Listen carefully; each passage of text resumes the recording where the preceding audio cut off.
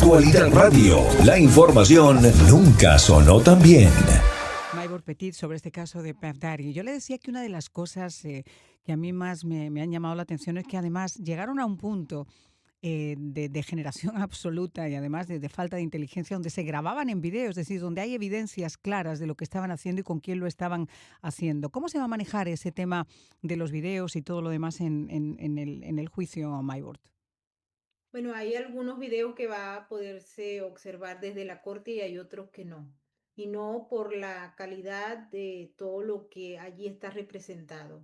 También el juez ha dicho que hay unas fotografías que podrán mostrarse y otras que no, en honor a la protección de las víctimas. Así que este juicio tiene evidencias que dejan también una parte a la imaginación. Ujú, eh, el tema de los videos grotescos y también de otras celebridades que aparecen en esas fiestas hace pensar que hay mucho nervio en buena parte de las personas que asistían a las convocatorias de estas celebridades y dicho sea de paso, en el marco del desarrollo del juicio también se ha observado cómo los abogados han hecho hincapié en que, bueno, si esto no se hizo solo, puede haber otra gente implicada y por parte de la fiscalía también se ha señalado que este evento tiene muchas cabezas que pueden ser llamadas en un futuro.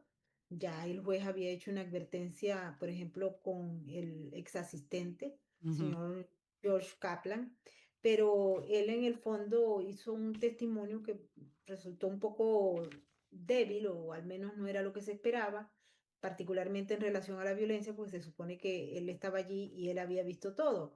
Y las mm, descripciones dejaban mucho que desear, déjame decirte. El tema de las manzanas hasta causó sí. un cierto grado de risa en la sala, puesto que si tú estás allí, tú ves lo que estás haciendo y eres un asistente principal, deberías estar al tanto de lo que es. Y sin embargo, pues hay muchos que están diciendo que Kaplan podría ser también en un futuro señalado si no cumple con la orden del juez de hablar en los términos que él había dicho no podría hacerlo, Ujú, que se estaba adjudicando el tema de la quinta enmienda de la Constitución para callar en algunos puntos que no le interesaba hablar, ujú. pero que los fiscales también están en este caso buscando todo elemento que pueda poner sobre la mesa para hallar, más allá de la duda razonable, la culpabilidad de este individuo que, como te digo, Marian, va a ser Sí. historia. Fíjate, la exnovia de Daddy, Casey Ventura, terminó de testificar después de 4 días en el estrado. Creo que lo que dijo fue increíble. Estuvo también Kid Cudi, que subió al estrado, creo que fue en el día de ayer. Él y el rapero y Casey Ventura habían salido en el 2011, pero hubo dos acompañantes masculinos. Uno se llama Daniel Phillips y el otro se llama The Punisher. O sea, The Punisher. ¿Quién es ese The Punisher? ¿Qué se sabe de este individuo? Porque también fueron llamados a testificar en este juicio. Sí, hay muchos de los de la lista. Este todavía la información no la tenemos a la mano, pero se dice que también cumplía un rol fundamental en el caso.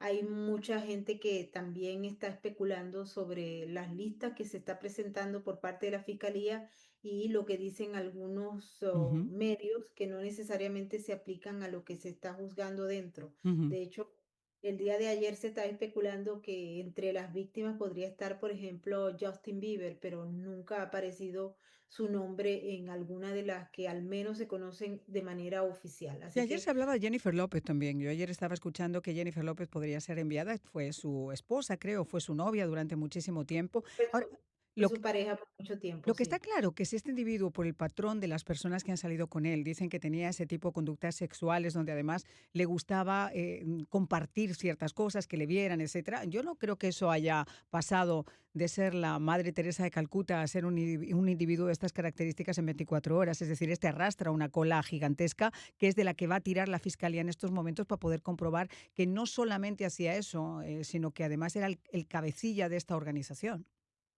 Era el cabecilla de esta organización y lo más temible es que una vez que concluya todo este episodio tan grotesco por parte de los fiscales y de las víctimas y que se dé un acuerdo o no, hay otros artistas de alto calibre que también podrían ser investigados Ujú, por el mismo problema. Inclusive se ha dicho dentro de la sala que esto es un patrón de conducta que se maneja entre varios de las celebridades que han utilizado estos mecanismos para satisfacer un deseo sexual inacabable o un mecanismo de estructura mental que no tiene nada que ver ujú. con la normalidad y con la sanidad.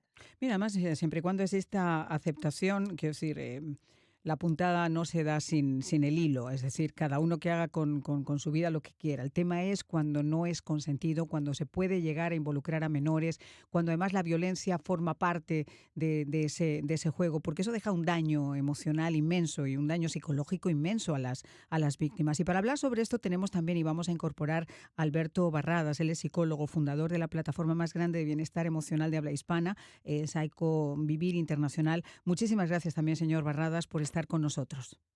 No, gracias a ustedes y un honor para mí estar compartiendo estos temas que son tan importantes y tienen tanta relevancia, sin duda No, y alguna. tienen relevancia porque durante muchísimo tiempo, además, esto es como que esta especie de mundillo ha quedado como muy en silencio, nadie se atreve a hablar, nadie se atreve a mencionar.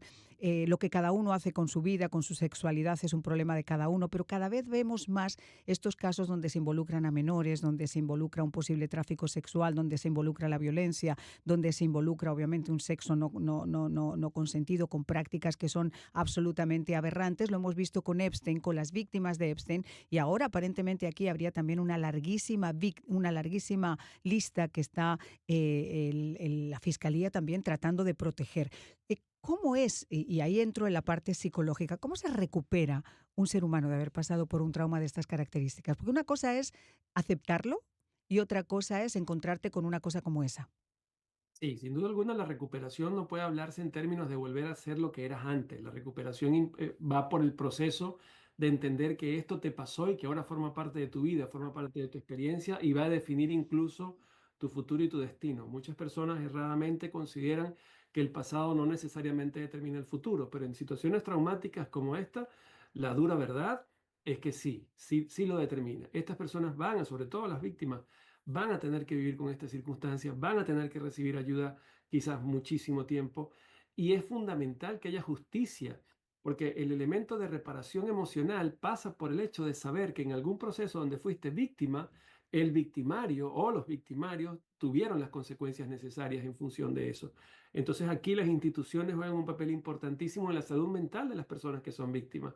Hay que establecer una justicia idónea, ideal y correcta para que justamente las víctimas puedan empezar a procesar su vida a raíz de los traumas que vivieron en estas situaciones. Ahora, yo me imagino que el victimario también es una persona traumada. Yo he hecho muchos programas de violencia doméstica, de violencia sexual, de tráfico, y una de las cosas que yo siempre, cuando he tenido la oportunidad de poder hacer esa pregunta a alguno de estos esperpentos, es precisamente el perfil que esos personajes tienen, porque en el fondo son complejos, tienen un complejo de inferioridad inmenso. No buscan solamente la satisfacción sexual, sino de repente también el poder, el sentirse poderosos cuando utilizan ese tipo de técnicas y de tácticas. ¿Cuál es su opinión al respecto? Nosotros tenemos que tener mucho cuidado en no justificar conductas perversas y anómalas solamente porque la persona fue víctima en su pasado. Porque muchas personas han sido víctimas en su pasado y no desarrollaron este tipo de perversiones en su vida. Entonces es importante siempre mantener la objetividad en este aspecto. Sí, dentro del perfil psicológico de las personas que hacen este tipo de atrocidades, generalmente hay historias de abuso, hay historias de trauma, hay historias muy, muy Pero difíciles. hay también gente mala, y hay gente depravada, y hay gente tarada. Y tal cual, ¿no? Entonces es importante, y con esto quiero crear conciencia, no justifiquemos lo injustificable, ¿ok? O sea, aquí lo que pasó es un individuo que utilizó el poder económico, mediático y todo lo que estaba, y presumiblemente, porque no ha sido declarado culpable, presumiblemente cometió estos actos que de alguna forma, pues, se ha llevado a una larga lista de víctimas. ¿Qué es importante entender acá?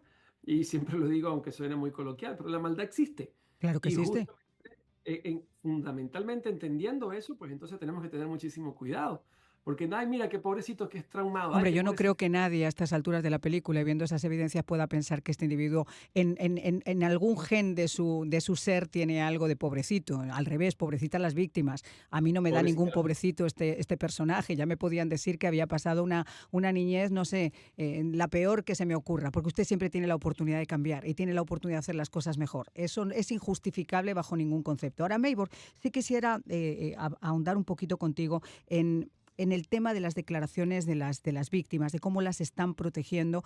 Y me gustaría también que nos comentaras de lo que queda, más o menos, ese posible acuerdo de Puff Daddy con la Fiscalía, que es lo que tiene sin dormir a la gente. Cuando un individuo se encuentra ya prácticamente en el momento en el que tiene que definir si se pasa el resto de su vida en una cárcel o si tiene alguna esperanza mínima de poder conseguir algún beneficio a cambio de soltar la manta, muchos de ellos la sueltan. Me lo contestas después de la pausa.